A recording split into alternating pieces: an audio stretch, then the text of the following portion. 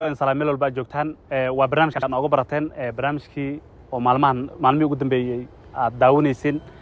maanta barnaamijka waxa marti ku ah saaxiibkay al-ustaad madaxweynaha mustaqbalka soo dhawow mustatake أعوذ بالله من الشيطان الرجيم بسم الله الرحمن الرحيم اللهم صل على محمد وعلى آله وأصحابه ومن تبعهم بإحسان إلى يوم الدين ولي بي برو thank you very much أنا أقوم ارتقاده برنامج كان وكذا مهد علينا ما شاء الله waxay ugu maqaala inaad maartay madaxweynaha mustaqbalka u sharaxan tahay bal noo sheeg bal arintaasi maxaa ka jiro well saad ogeed boqorab ugu ogeed waxaan ahay hogaamiyaha xisbiga tala ku nool yes madaxweynaha xisbigeena wuxuu go'aansaday inaan xilka wadanka aan raadino si aan wadanka u samata bixino madaxweynihiina qofkii musharaxa anigu noqday sidaas aan ugu sharaxanahay musharax madaxweyne wadanka jamhuuriyadda islaamka ee Soomaaliya hadii la yiraahdo ma sha Allah waxa jiraan maartay niman badan jiraan oo u sharaxan qabashada xilka maartay uu sareeyo maartay dawladda maxaa isleedahay ina ugu duwan tahay maartay dadkaasi waxaan ugu duwanahay anagu waxaan raadinaynaa dawlad islaam ayagu dawlad islaam raadinaa anagu waxaan rabnaa dastuurka islaamka in la qaato ayagu wax ku qanacsan yihiin dastuurka gaalada saasan ugu duwan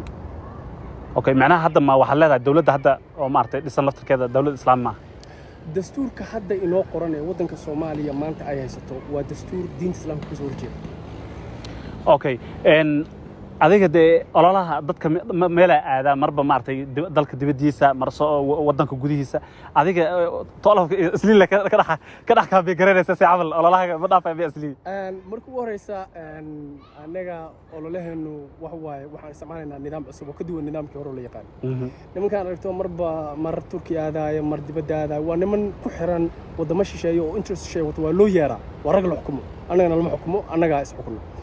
كامبينكنا wuxuu ku socdaa Kismaayo xafiisan ku leenahay hadda Muqdisho midaan hadii la yiraahdo dhawaan ka furaynaa barbarana baana burcana waa noogu furan yahay Hargeysa insha Allah sidoo kale to kambiinka wadan gudihiisa ka socda nimanka aragto marka loo yeerayo safarka ayaan kasta galay waa niman la xukumo loo yeerayo marka anagana lama xukumo saasaan isli kula jooga aan deganahay loo jeedaa inaan qofna aanan xiriir la lahayn aanan ka ahayn anaga nafteena okay xisbigiina marka ma xisbi diimeeda ma xisbigiina muxuu ku saleysan yahay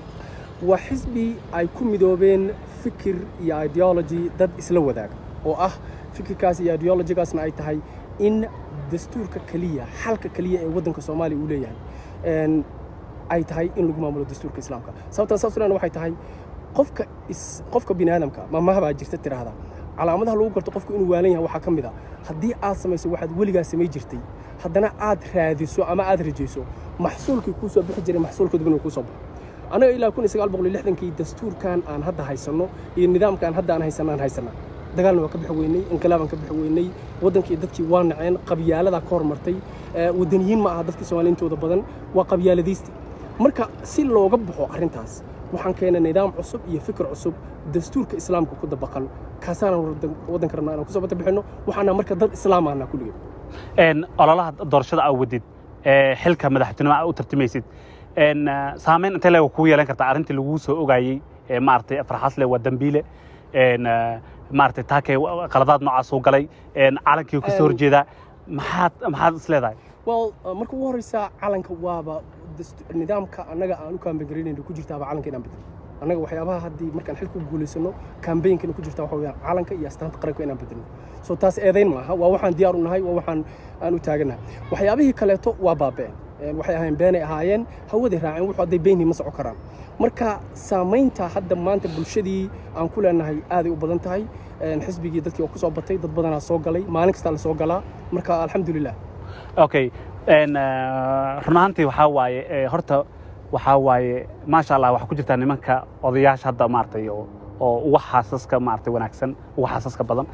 meeshan maartay xaas kuma codeynayso qabiilkeedana kuma codeynayo meesha waxa codeynaya waxa xildhibaanadaasna lacag bay qaataan maxaa ku qorshaysan markadii warunta anaga waxyaabaha ku jirta nidaamkeena ama campaign-ka ku wadno wariye big bro waxa kamid ah kow in laba baasaboor la xil u diido oo qof laba baasaboor wato uusan xil qaban labo in qof democracy aaminsan aan xil aan u ogolaan because democracy waa diin kale to waa ka soo horjeedna qof 4.5 aaminsan inaan meesha ka tirtirno dadka marka maanta xildhibaanada ku jira ama wadanka jooga intooda badan waxay u badan yihiin dad nidaamkaas aaminsan soo waa ognahay cadawgeena inay yihiin laakiin annaga waxaan xafiis rabnaa inaan ka furano quluubta dadka islaamka ah ee soomaalida ee aaminsan diinta islaamka waddanka in lagu dhaco halkaas markaan awooddeennu ay tagto qofna nama celi karo waa awooddii waddanka waa awooddii shacabka marka waxaan rabnaa nidaamka hadda maanta jiro dhan inaan bedelno oo nidaam cusub aan keeno sidaa sheegtay waxaa dhacday laba baasabooro qofka haysto inaan maaragtay aan xil loo dhiibay mase in maaragtay waddanka laga ilaaliyo asagoo markaasi jaajuus mase waxyaaba dhinacaas oo ku tilmaantay gabdhihiina waxay rabaan oo maaragtay adiga madaxa u ahayd mase adiga markaasi oo maaragtay ku hoos imaanayay waxay rabaan niman diaspora ah laba baasabooro wataan gabdhahaasna maxaa ku xalinaya arrintooda well what big bro waa ciladaha waddanka jira ka mid tahay arrintaas waa runtii waa very delicate subject waay gabdhuhu dabcan intooda badani way arkeen gabdhihii waxaan aaminsanahay hadda gabdhaha intooda badani maanta ma hubo laakiin inay ku qanacsan yihiin wiil waddankooda la joogo oo ay isla jiiftaan oo isla xamaashaan nin intuu u yimaado 2 bilood la joogo ay ka tagaya aysan rabin marka arrintaasi waxaan u malaynayaa waa sidaas maasha allah masataake waxaa tahay nin dhalinyaro ah run ahaantii waan dareemi karaa balwadaada maxay tahay maxaa jeceshahay xilliga nifaaska aad leedahay oo kale inaad qabatid mase aad samaysid well runtii big bro waxa weeyaan nifaaskaygu maba jiraba waqti nifaas aan leeyahay ma jiro waqtigaygu wuxuu u kala qaybsan yahay nin xaasas badan leh ilmo badan leh alxamdulilah ilaah maadda iska leh waqtiba ma ii soo haraba waqtiga yarka ay soo harana waxaan ku isbanagaray inaan wax akhriyo research baaritaan aan sameeyo okay kale nin dhalinyaro u eg tahay kubadda cagta maaragtay heer qaran oo maaragtay Premier League iyo maaragtay Isbaanishka teamka taageerta waxaas waqti ma ahayo weligay Allah banooni ma fiirsan noloshayda intaan noola xataa markaan hadda oday aan ahay xataa intaan yaraa markaan yaraa weligay Allah sports intaan TV hor fadhiis weligay ma fiirsan inaan ciyaaraha laakiin inaan fiirsado never ma dhicin weligay xataa okay yaa kugu dhaliyay inaad madaxweyne isku soo sharaxdid well madaxweyne inaan isku soo sharaxno xisbi ahaan waxaan ugu dhaliyay duruufaha waddanka ka jira iyo dhibaatooyinka waddankeena waa u danqannay waxaan aragnay waddanka inaysan dhibaatada ka jirtahay xalkeedu inuu yahay dad aan ku xirnayn dowlado shisheeye aan la wadanin inay u istaagaan maana xal kale inaysan lahayn dadkiyaanana masataakeen waddanka ma lagu aamini karaa waddankaana ma lagu aamini karaa waddanka dad badan oo ka dhexeeya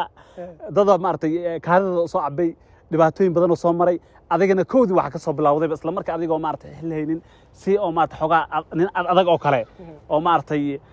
inaad ku soo gashay oo calankiiba koodii aad ka bilowday kadib xogaa wareebig bro cabsi badan jirtay horta aad u maasanta horta waxaan runaa waddankeena dad badan u soo halgabay dad badan u dhinto maanta qabri ugu jira laakiin dadkaasi maanta hadday ogaalahayn waddankii ay u soo dhinteen waddankii ay u soo dagaalameen sida ragga Sayid Maxamed Cabdulla Xasan iyo Axmed Gurey oo kale iyo xalano oo leh waddankay inta u soo mareen iyo 10kii wadaad ee Siyaad Barre dawladdiisa ay u toogatay markay yiraahdeen nin inaag lama sinna dadkaasi maanta hadday ogaalahayn qaabka aan ahay waa ooyaya ooyini ku jiraan macnaha waxay ka qaracsan yihiin waddankii ay intaas oo dhib u soo mareen iyo maanta meeshu taagan yihiin 10 nin مثلا usoo macnaha 10 sheekh Siyaad Barre uu toogtay ee uu yiri markay yiraahdeen nin inaag ma sino shuuciida ma qaadanayno uu yiri hal toogto maanta dastuurkeena waxa ku qoran nin inaag inay sameeyeen waddanka markii la badbaadiyo u baahan yahay marka waddanka waxaan aaminsanahay anagu xisbiga talku noolaadaan nahay in la ku aamini karo anagu inaan nahay waayo anagu xataa haddaan qalad samayno qaladka aan samaynay waa mid aan ku samaynay annaga iyo caqligeenna iyo karti la'aanteenna iyo annaga wax naga yimid ciladaan leenahay laakiin ma u samaynayna qalad in dawlad shisheeye ama interest shisheeye anagu ka turjumayna ma u samaynayna marnaba okay kowda luulyo iyo maalmaha maaragtay oo sanadaha maaragtay loo dabaaldego maxaa ka qabtiin well arrintaas waa faafinay kowda luulyo iyo 26 June waxaan u aragnaa inay tahay qalad in loo dabaaldego completely taariikhdan waa qalad nidaamka ay wado oo ay dadka ka dhaxlayaanna waa qalad labaduba arrintan aad la soo taagan tahay madaxweynena waa rabtaa arrintan ii dheh miyaa mase wax saxa waa inaad xil rabtid absolutely sidee ku dhacday marka inaad maaragtay 26 June iyo kowda inaad tirahdid maaragtay waa qalad waana dembi wariye waxaa la rabaa marka ugu horeysa waa runta dad badana reactionka hadda falcelinta hadda ka soo baxday dad badan ka soo baxday oo ah macnaha markii aan ku sheegay inaad yaabtay oo gacmaha qabsatay see ku dhici karta laakiin xaqiiqda aan ka wada hadalno xaqiiqda rasmiga ah waxay tahay taariikhda Soomaaliya maanta u qoran waa qalad inaan dib ugu laabano dib u habayno dib u qorno sababtan aan ku sheego magaaladan aan ku nooshaa Nairobi waddanka Kenya annaga ma naga madow yihiin inta badan annaga ma kacadna marka caadi la yiraahdo gabdhaheenu waa isii cadeeyaan sababta keenta ma taqaan waxaan u dabaaldegnaa dhaqankii ninka cadaanka wiilkii waxa ka dhaadhacsan wiilka dhalinyarada waxa ka dhaadhacsan gabadha ka caddahay inay ka fiican tahay midabkaas caddaanka inuu ka fiican yahay maxaa keenay wiilka Soomaaliga waxa ka dhaadhacsan inuu san la tirtami karin ninka Westernka dhaqanka iyo aqliga iyo saynsiga iyo siyaasadda asaga in looga dambeeyo maxaa keenay kooda luuliyo iyo 26 Juun daawaan u nahay wadanka anagu haddaan tala ku nool okay xildhibaano ma ku leediin tala ku nool haddatiin dawladda federaalka ay hadda dhisan xildhibaano no qof tala ku nool fikirkeeda aaminsan dawladda xildhibaan hadda dawladda jirta ama dastuurka hadda jira ma qaadan karo anoo fikirka aan aaminsan waxa weeyaan dastuurka maanta jira inuu yahay dastuur qalada diinta islaamka ka soo horjeeda haddii macna isma qaadato marka inaad rabtid dastuurka islaamka haddana aad ku dhaaratid ama aad baqshid dastuurka leeto oo ka soo horjeeda dastuurka islaamka isma qaadato anaguna ma nihin dad noocaas haddii la yiraahdo lacala horta wayba jirtaaba oo maartay xagga maartay markay noqoto doorashada madaxweyne lacaga la kala qaata xildhibaanada xildhibaan walba hadduu yiraahdo waxaan rabnaa $30,000 inaad maartay aad ku iibsataan codkiisa ma iibsanaysaan no wina annaga wax lacag la yiraahdo lacagta kaliya oo haddaan reetal ku noolaa naga baxdaahi waa lacagta aan ku samayno campaign-ka oo lolaha iyo wacyigelinta si aan dadka u gaarno waxaanan rabnaana anagu shacabka Soomaaliyeed in uu gaaro awood uu ku doorto qofka asagu rabo inaan laga soo doorin Stockholm iyo Washington DC iyo inaan laga soo dooran dadka because hadda meeshan halka doorto waa meeshaas ma aha